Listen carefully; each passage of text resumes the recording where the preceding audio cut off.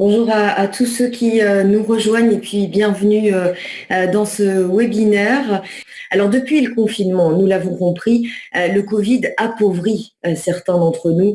Cela est-il vrai également dans l'autre sens? À savoir, est-ce que la précarité nous défavorise face au virus et face à la maladie? C'est ce que nous allons voir tout de suite dans cette session qui sera modérée par Philippe Sansonetti. Philippe, la parole est à vous et à vos deux orateurs. Merci Vanessa. Bien sûr, lorsqu'on parle d'inégalité et de Covid, la plupart d'entre nous pensent immédiatement à inégalité sociale, culturelle, économique. On a vu qu'il y avait d'autres angles et ils sont développés ici très brillamment, mais dans ce domaine-là, nous avions, je dirais, la chance d'avoir deux orateurs possibles pour nous parler de cet aspect des inégalités économiques et sociales que finalement sur lequel impacte le Covid et vice-versa. Et ces deux personnes sont Andrea Area, qui est professeur de sociologie à l'Université libre de Bruxelles et qui dirige le groupe d'études sur l'ethnicité, le racisme, l'émigration et l'exclusion. L'acronyme est GERME et en fait c'est un cryptonyme puisque nous parlons ici de microbes et merci à lui. Et il est l'auteur de plusieurs ouvrages sur les inégalités sociales et étudie aujourd'hui, bien sûr, le lien entre toutes ces situations et la maladie Covid-19. Et l'autre participant à ce dialogue sera Didier Fassin, qui est médecin, sociologue et anthropologue. Il est titulaire de la chaire de sciences sociales à l'Institute for Advanced Study de Princeton et directeur d'études à l'École des hautes études en sciences sociales à Paris. Et depuis, pour l'année en tout cas 2019-2020, il occupe la chaire annuelle de santé publique du Collège de France et il est bien entendu connu pour ses travaux sur les inégalités, en particulier un thème dont il sait que pour lequel j'ai beaucoup d'intérêt et d'affection, qui est ce qu'il appelle l'inégalité des vies. Donc on va commencer tout de suite ce dialogue par au fond des questions, comme on a structuré les autres sessions. Et la première question est, au fond, la précarité sociale est de longue date, comme je l'ai déjà dit au début, un facteur aggravant des maladies, particulièrement en période épidémique. Et je voulais savoir comment, d'un point de vue catégoriel et temporel, au fond, vous voyez la confirmation de cette évidence dans le contexte de la pandémie Covid-19. Et je donne la parole à Didier Fassin. Oui, merci de cette invitation. Et effectivement, je crois qu'il faut peut-être commencer par noter un phénomène remarquable qui est, au fond, la visibilisation des inégalités sociales de santé à l'occasion de la pandémie de Covid. En effet, pour les spécialistes, qu'ils soient épidémiologistes ou sociologues, ces inégalités sont bien connues. Rappelons tout de même qu'il y a 13 ans de différence d'espérance de vie entre les 5% les plus pauvres et les 5% les plus riches en France, qu'aux États-Unis, l'écart est encore plus important puisqu'il est de 15 ans de durée moyenne de vie entre des hommes noirs qui n'ont pas terminé leurs études et des hommes blancs qui ont le niveau d'un master ou l'équivalent d'une licence, mais jamais ces chiffres qui sont tout à fait impressionnants et je dirais préoccupants, jamais ils ne font la une des médias. Or, on a, avec le Covid, la révélation en quelque sorte de ce phénomène bien connu des spécialistes, mais une révélation pour un public plus large. Alors, de quoi est-ce qu'on s'est rendu compte? Eh bien, très tôt aux États-Unis et en Grande-Bretagne, on a eu des chiffres qui montraient que le niveau d'exposition était 2 fois plus élevé, par exemple aux États-Unis, 2 fois plus élevé pour les personnes noires que les personnes blanches, et que le niveau les taux de mortalité étaient 3 fois plus élevés. Alors, évidemment, en Europe et notamment en France, on n'utilise pas ces données ethno-raciales, mais on a des équivalents qui sont des données territoriales.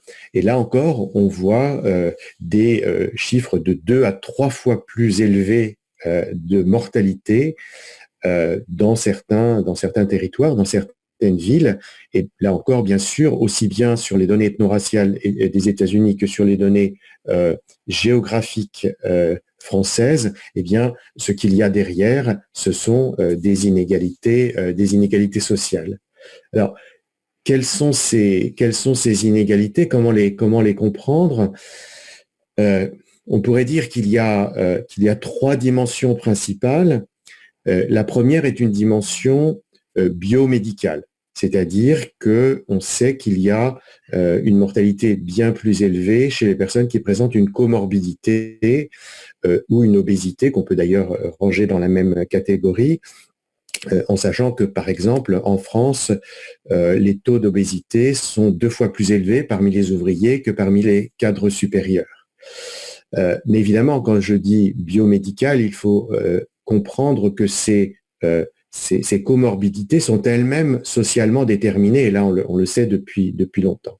Il y a un deuxième élément qui a été particulièrement révélé au moment du premier confinement, et qui bien sûr reste vrai avec le second, c'est que était hors confinement, si l'on peut dire, un certain nombre de métiers considérés comme indispensables, parmi lesquels, on sait bien, les caissières, les éboueurs, les facteurs, les femmes de ménage, les métiers du care, c'est-à-dire de l'aide aux personnes, mais aussi les surveillantes de prison et bien sûr les personnels soignants. Et on a beaucoup parlé des médecins, mais c'est aussi les infirmières, les aides-soignantes et les autres personnels. Et tous ces métiers étaient des métiers qui étaient exposants à la fois par le travail lui-même, mais aussi par le transport jusqu'au lieu de travail. Il y a une autre dimension très importante également, c'est les conditions de logement. Lorsque les logements sont relativement petits et que les gens se trouvent confinés dans ces logements et non pas à la campagne comme un certain nombre dans les classes et catégories aisées, mais dans les lieux dans lesquels le seul lieu qui leur est disponible, et bien là aussi on a eu une exposition qui était plus importante. Et puis un troisième élément, après le biomédical et le social proprement dit, eh bien c'est la question des soins. Est-ce que on a accès aux soins de la même façon? Est-ce qu'on a la même qualité des soins? Et là, d'une manière générale, on sait par des études qui sont menées depuis longtemps que tel n'est pas le cas et que on a en général un recours aux soins qui est plus tardif et une qualité des soins qui est moindre. Alors, ça varie beaucoup selon les pays. C'est une différence qui est très forte aux États-Unis. Elle l'est beaucoup moins dans un pays comme la France où il y a une couverture médicale importante. Puis je dirais qu'il y a peut-être une dernière, une catégorie particulière à laquelle il faut être attentif, c'est celle des personnes détenues. Parce que là, on a un phénomène tout à fait singulier, c'est que alors que le confinement est censé protéger, et c'est pour ça qu'il nous a été imposé en population générale, eh bien, pour la population carcérale, le confinement est au contraire un facteur de risque. Facteur de risque augmenté, notamment en raison de la surpopulation dans les établissements pénitentiaires. Et là encore, je crois qu'il faut différencier selon les pays les attitudes qui ont été adoptées. En France, il y a eu un effort de diminuer cette surpopulation et de prendre en charge très précocement l'épidémie. Et donc, on a pu contrôler, on a pu juguler ce danger très important qui existait de clusters massifs qui aurait pu se produire. Aux États-Unis, c'est le contraire. On n'a pas fait sortir les gens de prison souvent pour des raisons de stigmatisation de ces populations et de je dirais, de manque de courage des gouverneurs des États pour accepter des sorties de prison des personnes les plus à risque. Et si l'on regarde les résultats au mois de juillet, donc après la première période de confinement, dans les premiers mois de l'épidémie, eh bien, on voit que relatif à la population carcérale, donc non pas en chiffre absolu, mais en chiffre relatif, eh bien, on a 25 fois plus de décès aux États-Unis qu'en France en prison. Et ce qui est je crois, là aussi un signe très clair de la manière dont on traite les inégalités selon les pays.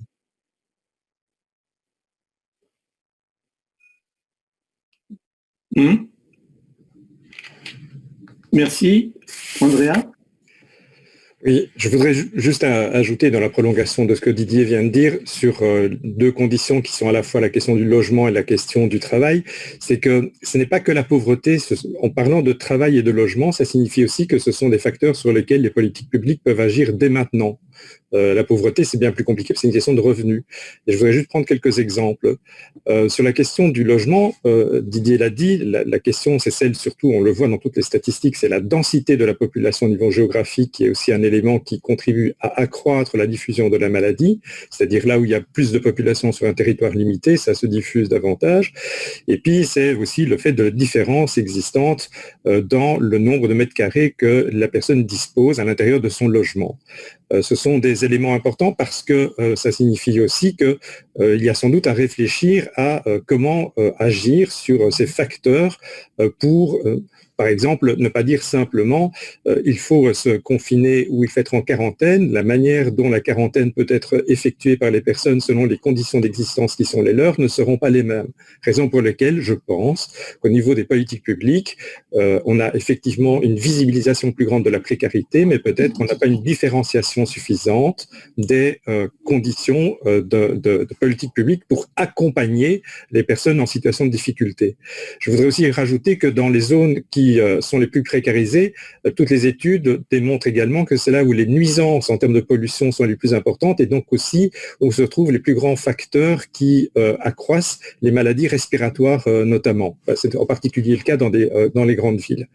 Et puis, en matière de travail, je voudrais aussi insister sur la dimension de travail, puisque Didier a bien rappelé les professions qui étaient visées, mais là aussi, je pense que la question du contrôle au niveau du travail, et notamment au niveau des inspections du travail, sont vraiment fondamentales et ne sont peut-être pas complètement bien menées jusqu'aujourd'hui.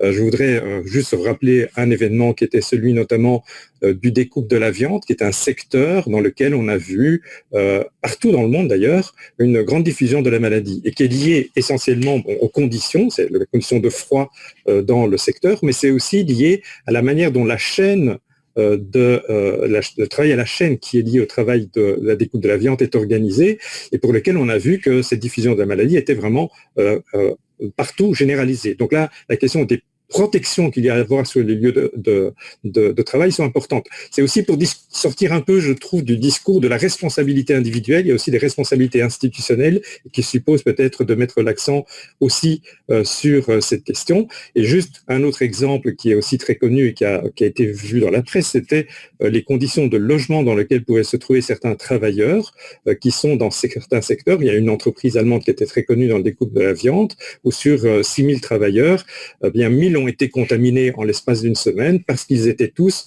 logés dans un logement tout à fait précaire et qui a conduit à la diffusion de la maladie. Donc je voudrais aussi associer à cette cause, ces deux-là, cet élément de possibilité de pouvoir travailler sur les politiques publiques. Et puis une toute dernière, c'est qu'on n'a pas évoqué, c'est pour les situations les plus précaires, la famille est une sorte de lieu, d'espace de providence ou d'espace social qui conduit quelque chose de très particulier, ce qui est un resserrement à la fois des liens sociaux et ce qui est c'est un des paradoxes de la maladie, c'est de se méfier aussi des personnes dont on a le plus confiance. Et on sait très bien que c'est dans les milieux familiaux où peut-être on peut croire que la diffusion de la maladie est moins importante, alors même que c'est aussi un lieu où ça peut se diffuser. Et je pense que cette question face à l'adversité, à la situation aujourd'hui, les familles tendent finalement à vivre davantage ensemble, mais constituent aussi potentiellement un espace de diffusion de cette maladie, surtout parmi les populations les plus précarisées, où la cohabitation générationnelle, c'est-à-dire où il y a des vieilles personnes avec des jeunes, est beaucoup plus fréquente parmi les classes supérieures. Si je peux ajouter juste un mot sur un point important que Andrea il y a quelques instants, à savoir la question de la responsabilité individuelle par rapport à la responsabilité institutionnelle,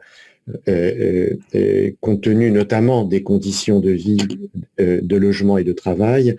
Il est tout de même remarquable, et ça a été démontré en France, ça a été démontré aux États-Unis, et c'est certainement vrai en Belgique également, que ces populations qui sont le plus à risque pour des raisons structurelles de la société ont aussi celles qui ont été les plus sanctionnées sévèrement et systématiquement par les forces de l'ordre pour ne pas respecter suffisamment les consignes qui étaient données par le gouvernement. Donc il y avait là en quelque sorte une double peine, la peine des conditions structurelles et la peine de la sanction économique et parfois même judiciaire.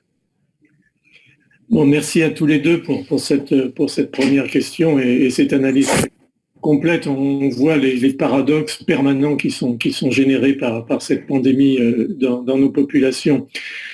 On va essayer de se projeter un tout petit peu dans l'après-Covid.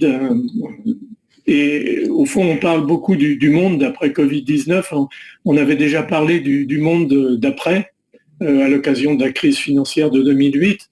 Comment tous les deux voyez-vous le devenir à long terme de cette partie de notre population finalement poussée vers une marginalisation croissante? Est-ce que vous pensez que les politiques publiques sont à la hauteur de ce défi? Ce sont des questions qui sont d'une richesse extraordinaire et en particulier la dimension politique là nécessite d'être approchée précisément à l'occasion de ce webinaire. Donc, Andrea, peut-être tu peux commencer? Oui, merci Philippe. Donc, moi, personnellement, je dirais que le monde d'après commence aujourd'hui, parce que je pense que c'est difficile de se projeter en disant ça va finir à un moment donné, même dans les conditions actuelles. Et donc, le rôle des politiques publiques aujourd'hui sont vraiment très importantes, me semble-t-il. Et au moins dans la prolongation de ce que Didier et moi-même venions de dire, on se trouve face à une pandémie où on peut considérer que c'est un risque collectif que nous partageons tous de la même manière. Or, nous ne partageons pas les mêmes risques, notamment, il y a les questions génétiques qui ont été abordées dans la première partie de ce webinaire, mais il y a aussi les risques sociaux qu'on a évoqués jusqu'à présent et qui supposent, je pense, de pouvoir mettre en œuvre aussi des politiques publiques qui soient plus différenciées, c'est-à-dire qui tiennent compte de la différence des conditions d'existence des personnes. Encore une fois, la quarantaine, le confinement sont des mesures généralisées, mais qui ne vont pas être vécues exactement de la même manière. Le confinement, on sait très bien, par exemple, que c'est devenu une situation, voire même le couvre-feu qui s'est élargi en France, est une décision politique qui contribue à accroître la marginalisation, par exemple, des sans-abri, des sans-papiers qui n'ont pas d'abri eux-mêmes, voire même de certaines travailleuses et de travailleurs du sexe. Et donc, qui deviennent presque les invisibilisés sociaux de la pandémie, quand bien même, encore une fois, à un niveau local, certaines mesures sont prises. Mais je pense que c'est important d'évaluer de manière systématique aussi les conséquences que l'on prend dans des mesures généralistes auprès de populations qui peut-être vont souffrir davantage de cette mesure généraliste.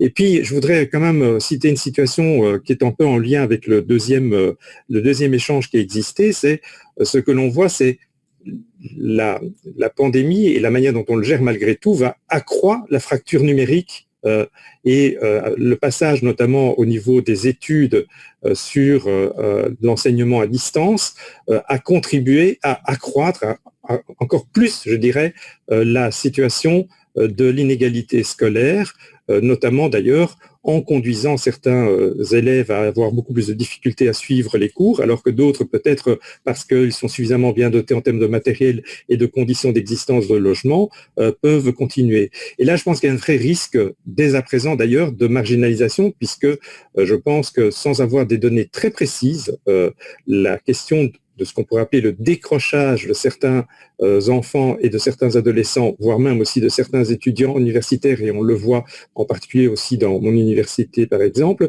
est quelque chose qui est véritablement assez d'une ampleur relativement importante, ou du moins les acteurs de terrain le rapportent comme tel, et que je ne sais pas comment on va le rattraper dans le monde d'après. Et donc je pense que c'est dès maintenant qu'il faut mettre en œuvre des dispositifs et des mesures qui permettent de lutter contre, encore une fois, le décrochage d'une partie de cette population, en particulier au niveau scolaire. Et puis une dernière chose qui est importante, c'est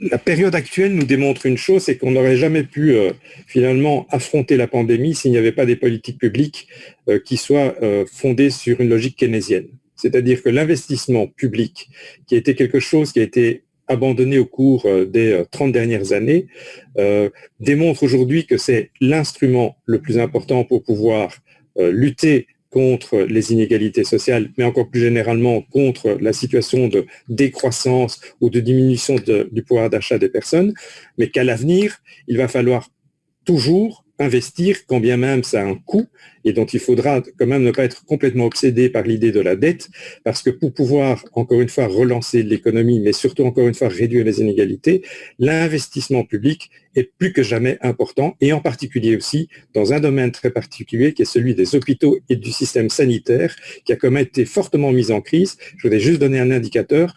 C'est quand même très paradoxal qu'au cours de ces dernières années, le nombre d'étudiants qui s'inscrivent en soins infirmiers a diminué, alors même qu'on voit bien leur nécessité de voir. Donc la question aussi de la valorisation financière dans ces métiers de la santé sont aujourd'hui quelque chose d'important pour aujourd'hui et pour demain. Ce sont des points essentiels, Andrea. Merci infiniment. Je voudrais prendre tout de suite une question de Mathias de Vatripon qui voulait t'interroger. Oui, un grand merci Didier et Andrea, très très intéressant et tout à fait to the point, je crois que c'est très bien. J'avais une question ou une remarque qui insiste un peu sur cette notion, en effet, conditions de vie et compagnie. Je crois qu'il y a une interaction là extrêmement importante entre le social et l'épidémiologique. C'est sûr que, comme on dit, c'est pas les vaccins qui sauvent des vies, c'est la vaccination. De la même manière, ce n'est pas le testing et le tracing qui sauvent des vies, c'est la quarantaine et l'isolement. Et s'isoler à la maison quand on dort à 5 dans une chambre, c'est compliqué. Maintenant, de manière intéressante, c'est un pays aussi inégalitaire que les États-Unis, pas tous les États-Unis évidemment, mais l'État de New York, qui organise ça vraiment très bien. Ils mettent des hôtels à disposition des gens, ils s'assurent que c'est incroyable. Enfin bon, moi je participe à différents groupes qui essayent d'aider à gérer un peu l'épidémie en Belgique. On dit ça depuis des mois. Tout le monde s'en fout, je dirais. En Belgique, en tout cas, je ne sais pas en France. Didier, est-ce que ça se discute? Il y a un manque de cohérence dans les politiques qui est vraiment étonnant. Et ce serait une opportunité aussi de commencer à réfléchir, en effet, plus en avant sur ces questions de précarité des vies sociales, hein, notamment tous les travailleurs détachés et compagnie, c'est le même problème. Hein. Merci Mathias. Didier? Oui, la situation de l'État de New York est certainement difficile à donner en exemple compte tenu des chiffres qui ont été qui sont ceux de l'épidémie et notamment du nombre de morts. Mais c'est vrai que des efforts ont été faits après une première phase de quasi-paralysie du système socio-sanitaire. Et je voudrais revenir sur, parce que c'est un lien avec la question qui est posée, je voudrais revenir sur la longue durée du phénomène. Et il me semble que nous avons, et les médias en donnent un exemple, mais les autorités politiques sont à la manœuvre en quelque sorte. Nous avons les yeux fixés sur le nombre de cas, le nombre de décès chaque jour dans tous les pays. Et je crois que nous perdons de ce fait de vue ce qui serait en quelque sorte la deuxième vie sociale de la pandémie, c'est-à-dire ce qui va se passer, ce qui est déjà en train de se passer, mais ce qui va se passer dans les mois et les années qui viennent et dont on parlera très peu. Et notamment sous deux aspects. L'aspect qu'on pourrait dire de vie détruite et l'aspect de vie abîmée. Par vie détruite, ce sont les gens qui vont mourir des conséquences à long terme de la crise économique et sociale qui découle de la pandémie. On le sait parce qu'on a eu des études qui ont été faites, notamment aux États-Unis, mais également dans d'autres pays, après des crises économiques, celle de 2008-2009 en particulier, comme le rappelait Philippe, où on a dans la catégorie d'âge simplement des 25-54 ans, une augmentation de 37 000 décès, ce qui participe d'un phénomène aux États-Unis tout à fait remarquable, qui est l'inversion de l'espérance de vie. C'est-à-dire que depuis plus d'un demi-siècle, l'espérance de vie continuait d'augmenter chaque année. Et là, on a depuis 4 ans une inversion. C'est ce que le prix Nobel d'économie Angus Deaton et la philosophe Anne Case appellent des morts de désespoir, qui sont, dans le cas des États-Unis, liées en grande partie à des suicides, à des overdoses et à d'autres phénomènes qui sont très socialement déterminés. Et donc, il y a ces vies détruites, mais il y a aussi les vies abîmées. Des vies abîmées, si on considère que la vie n'est pas simplement le fait d'être en vie et de mourir, le vie biologique en quelque sorte, eh bien, toutes ces personnes qui ont perdu un emploi, et qui auront du mal à le retrouver, qui vivent dans la précarité, qui vivent dans des conditions aussi de disqualification sociale et de dévalorisation de soi par rapport à sa famille quand on est un chômeur, quand on rapporte pas assez d'argent à sa famille, et ce qu'on peut appeler avec le philosophe allemand Axel Honneth des blessures morales. Et ça, on en voit déjà quelques éléments quand on sait, par exemple, que lors du premier confinement, la moitié des personnes de ménages modestes disent avoir perdu des revenus quand c'est seulement, si on peut dire, un quart pour les ménages aisés. Et ces vies abîmées pose la question que Andrea touchait du doigt tout à l'heure, qui est celle majeure dans les prochains mois et prochaines années, même déjà maintenant, de la santé mentale. Et on sait que, en ce qui concerne la santé mentale, non seulement l'exposition à des problèmes psychiques est socialement différenciée, mais on sait aussi que la prise en charge, parce que notre système de santé mentale public est devenu de plus en plus faible par rapport au système privé, on sait que là aussi, dans la prise en charge, il y a déjà des inégalités importantes.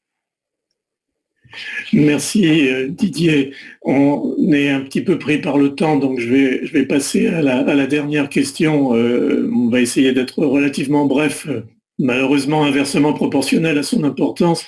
Vous êtes l'un et l'autre connus pour vos travaux, je dirais, sociologiquement engagés sur les phénomènes de migration. Voyez-vous émerger des spécificités dans l'impact de Covid-19 sur ces migrants? C'est d'ailleurs un terme qui recouvre des situations très, très diverses. Et ici encore, comment vous voyez, quel est votre regard sur les politiques publiques, sur leur adaptation et leur efficacité? Didier? Oui, je distinguerai simplement deux choses. La première, c'est que les migrants, d'une manière générale, sont plus exposés à tous les facteurs qu'on a évoqués jusqu'à maintenant en matière de travail précaire et de logement de taille réduite avec des densités élevées, de retard de soins et de difficultés de recours. Sur tous ces éléments, il est démontré dans un certain nombre d'études que les migrants sont désavantagés de manière générale. Et puis, il y a des circonstances particulières qui sont liées notamment au fait d'être en situation de hors statut juridique en quelque sorte, donc les personnes en situation étrangère en situation irrégulière. Et là, on voit bien que au cours des dernières années et même particulièrement des derniers mois, il y a eu une aggravation de cette situation, que ce soit par, et je parle là plus particulièrement de la France, que ce soit par les personnes vivant à la rue, et souvent dans des entassements de tentes avec des conditions de promiscuité qui sont très grandes et qui donc sont des éléments d'exposition. Même les hébergements qui sont proposés à ces personnes dans certains cas, et qui l'ont été notamment lors du premier confinement, eh bien, souvent reproduisent, même si les conditions sont un peu meilleures, reproduisent là aussi une certaine promiscuité. Et puis enfin, tous ceux qui sont dans les centres de rétention administrative, là encore, que ce soit en France, en Belgique, aux États-Unis, eh bien, sont dans des conditions qui sont souvent à la fois de grande exposition, mais aussi de manière assez paradoxale, puisque ces centres sont censés être des lieux de transit pour un éloignement du territoire, et que cet éloignement est souvent rendu impossible par le fait que les pays desquels ils sont originaires n'acceptent pas de les reprendre. Donc on a à la fois un phénomène de plus grande exposition pour la majorité des migrants, et puis des faits spécifiques qui sont liés aux situations irrégulières. Très bien, merci beaucoup Didier. Andrea, c'est aussi ton domaine de prédilection en matière de recherche sociologique. Quel est ton regard sur les migrants, les Covid? C'est vraiment dans la prolongation de ce que Didier vient de dire, avec une particularité quand même en Belgique, c'est que une décision qui a été prise par le gouvernement de faire sortir des centres de rétention les étrangers en situation irrégulière, qui a conduit à finalement être dans une situation presque de plus grande précarité, puisqu'ils sont à la rue, devenant finalement des sans-abri qui s'accumulent aussi avec un statut juridique absent, et que cette absence de statut juridique conduit aussi à accroître la peur d'être soignés, puisque finalement, s'ils sont contaminés et étant par ailleurs sans papier, eh bien, le fait d'aller dans un hôpital, eh bien, le risque pour eux, c'est peut-être même d'être davantage dans une situation d'éloignement du territoire ou d'expulsion. Donc là, je dirais que, encore une fois, la politique qui a été prise conduit à accroître encore plus la précarité de cette personne, qui sont à la fois au niveau de la santé, au niveau social et bien sûr au niveau du statut juridique. Et puis je voudrais aussi parler des invisibles complètement, parce qu'on parle beaucoup aussi les transmigrants, c'est ceux qui ne souhaitent pas demander l'asile quelque part et qui errent dans l'espoir, alors ça va être différent maintenant avec le Brexit, mais qui étaient dans l'espoir d'aller en Angleterre. Et puis aussi ceux qui sont dans, Mathias l'a évoqué tout à l'heure dans une de ses questions, les travailleurs détachés. Je voudrais juste prendre un exemple qui est très connu en France, puisqu'il y a un procès qui va être développé auprès d'une société espagnole qui s'appelle Terrafecundis, qui organise l'horticulture dans les Bouches-du-Rhône, et où parmi les travailleurs, ce ne sont pas des Espagnols, ce sont des Péruviens, ce sont des Colombiens, des Équatoriens, qui sont sans statut et dont la protection sociale n'est pas assurée par l'employeur, mais par le pays d'origine. Et donc, ils se trouvent dans une situation où ils ne peuvent pas du tout être aidés au motif qu'ils ne ressortissent pas d'une législation du travail de la France. Et donc, on se retrouve de nouveau avec une accumulation à la fois d'une inégalité en raison de leur statut national et aussi, par le coup ici, en fonction de la dérégulation du marché du travail, par une non-protection sociale en cas de maladie.